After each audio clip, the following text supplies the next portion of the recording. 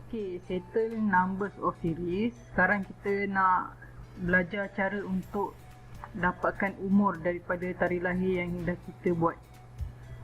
Sebab aku teringat dulu masa aku kerja dekat satu institusi ni, dia ada 400 staff dan dia nak sorting untuk umur, tapi dia ada tarikh lahir je. Jadi takkan dia nak kira satu-satu kan. Jadi aku dah ada cara, satu formula untuk dapatkan umur dengan mudah. Okay, buat sama dengan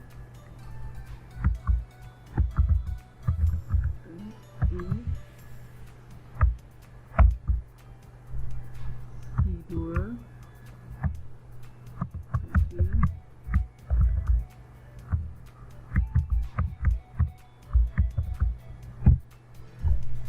Okay, so kita dapatlah untuk semua umur ni.